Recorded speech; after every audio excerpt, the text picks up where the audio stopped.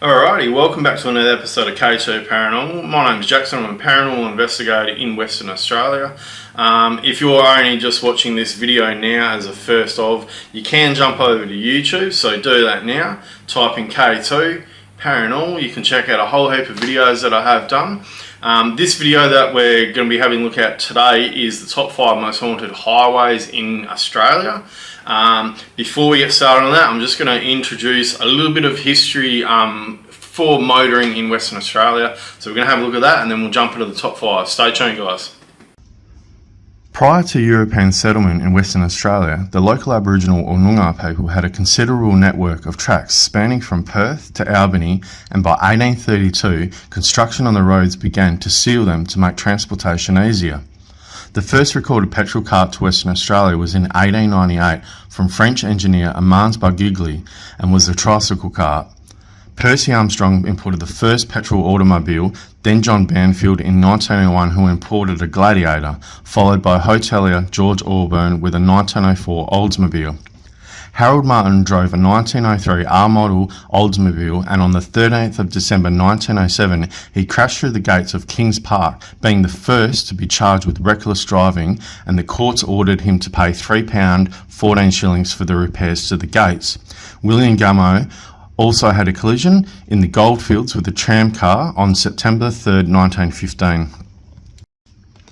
Number 5. Thomas Livingston Mitchell surveyed the steep tracks at Mount York in 1830 for a new improved line of road. By February 1832, nearly 400 convicts were used as labour on the pass, and on the 23rd of October 1832, Thomas Mitchell named it Victoria Pass, with Governor Burke there for the opening. Victoria Pass is located on the western side of the Blue Mountains in New South Wales, on the Great Western Highway that leads towards Lithgow and Bathurst, and is roughly 1,020 metres above sea level, with a gradient of typically 10% over the main climbs, with Victoria Pass having a 13.3 grade section. Many convicts lost their lives building the road, moving thousands of tonnes of rock with picks and shovels, and the danger of an accident was so great that an alternative route opened up in 1832. The second bridge on the eastern side of Victoria Pass has seen rumours of a young woman dressed in black that would suddenly appear, spooking even horses and leaving travellers anxious. Carol and James met William Collis, the black sheep of the family, and in 1840 they were married. Carolyn's marriage was anything but blissful, and she left William. They met, along with Walsh, for a drink at Jaeger's Tavern, but soon after leaving, Walsh attacked William, and Carolyn held Walsh's arms, screaming for William to run for his life, of which he did so. The next morning at 6 a.m, a postman came across the battered body of Carolyn, whose head had been smashed with a large stone. Walsh was eventually convicted and hung at Bathurst on May 3, 1842. Henry Lawson, an Australian poet, and his father came to live in the nearby village of Mount Victoria. Lawson wrote a 16-verse poem about Caroline called The Ghost at the Second Bridge. Some have reported seeing her long dark hair streaming in the wind with her arms raised in a suppliant gesture, her eyes shining in the dark like tiger's eyes, and then would soon disappear into the darkness. So, is this road really haunted? You decide. Number 4. Olympic Dam Highway is a sealed 92-kilometre section of road in South Australia that travels from Stewart Highway in Pimba to Olympic Dam via Woomera. This highway is the link between uranium and copper mines and associated town sites located just 555 kilometres north-northwest of Adelaide, with adjoining tracks linked to the various pastoral stations and the opal mining village of Andamooka. The Australian outback is a vast and isolated landscape, and as you head northward along Stewart Highway towards Cooper Pedy is no different, with busted windmills, crumbling homes, and a horizon full of deserted, empty farms with lost memories. Woomera is referred to as Australia's Area 51, like in Nevada. In the middle of nowhere, it's home to a large military base covering over 122,000 square kilometres used for testing rockets and former propulsion. This is owned and run by the Australian Defence Force.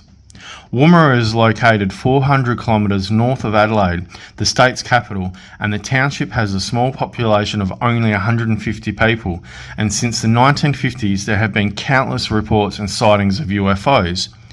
These objects have been seen exhibiting impossible feats of acceleration and movement, with a confidential 2-page report detailing sightings in the 1960s by Security Officer Hanlon, and originally formed part of a Department of Supply Firearm Weapons research. Numerous glowing orbs have been spotted in the vicinity to add to the sightings, which are as relevant as of today. So, are the UFOs out at Olympic Dam Highway? Number 3.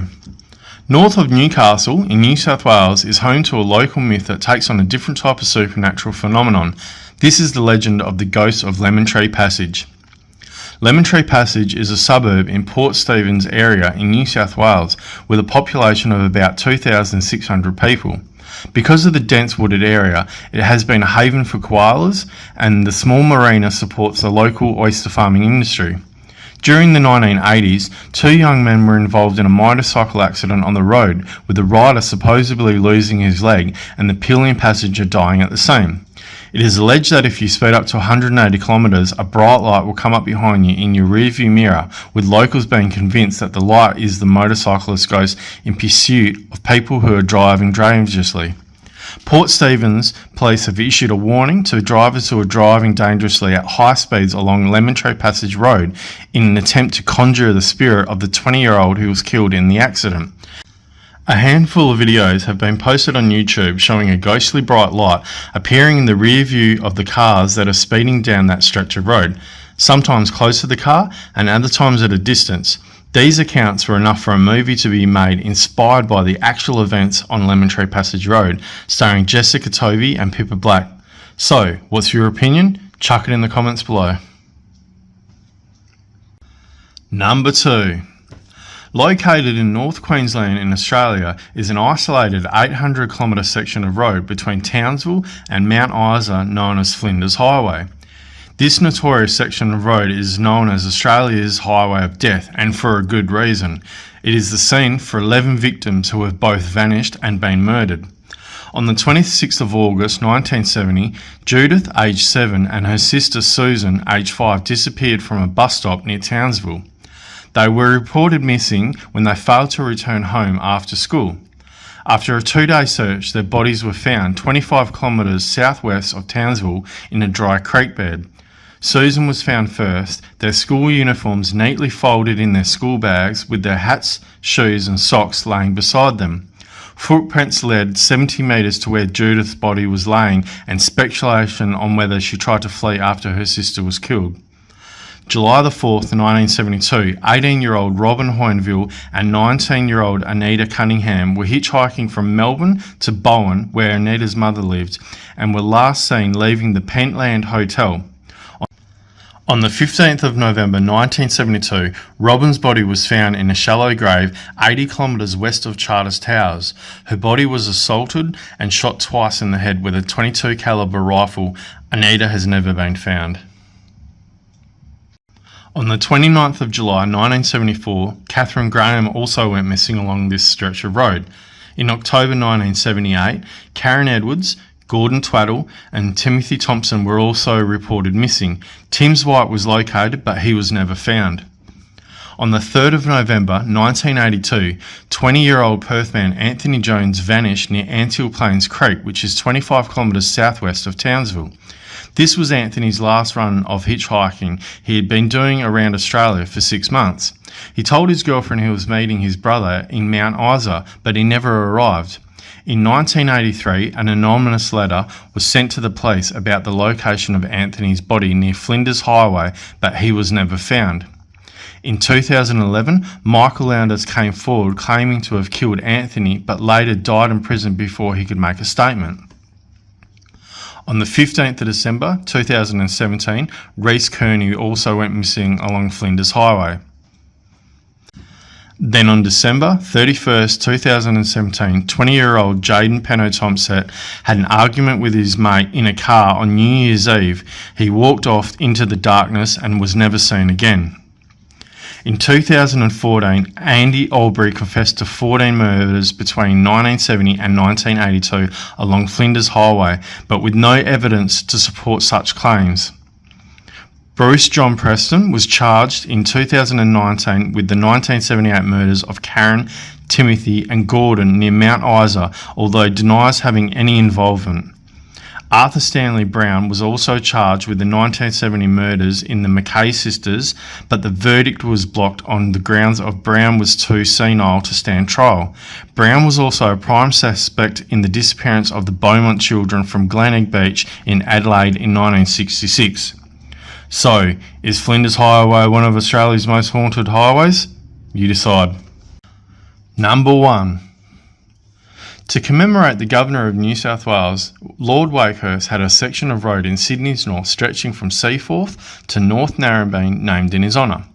Wakehurst Parkway is 26 kilometres from Sydney and has a total distance of 14.5 kilometres long. Wakehurst has a notorious reputation for being Australia's most haunted road. It has been a scene for many fatal vehicle accidents, a dumping ground for bodies of Sydney murder victims and numerous ghost sightings. On July the 7th, 1963, 8-year-old Graham Thorne was abducted from his home in Bondi. His parents, who had just won the lottery, received a large ransom demand. On July the 8th, his school case was found on Wakehurst with his school cap. His body was later found wrapped in a rug. On August the 2nd, 1994, 34-year-old Stephen Dempsey was killed at Deep Creek Reserve, which is a parkland on Wakehurst Parkway, by Richard Leonard by a bow and arrow. In March 1995, the body of 21-year-old uni student Francis Tizone was found strangled just metres from Wakehurst Parkway. In March 2024, the life of Manly nurse Phoebe Dawson was tragically taken when she was involved in a head-on collision on Wakehurst Parkway. Sightings of a Scottish nun who died over 40 years ago have been seen, and also that of hitchhiker Kelly Winter, who was killed in the backseat of her car. Most sightings near the Middle Creek Bridge around the Oxford Falls end of Wakehurst. Her white-veiled apparition has been seen on the side of the road in the backseat of people's cars. She also has the ability to lock car doors and affect the radio, causing it to buzz when people pass the area.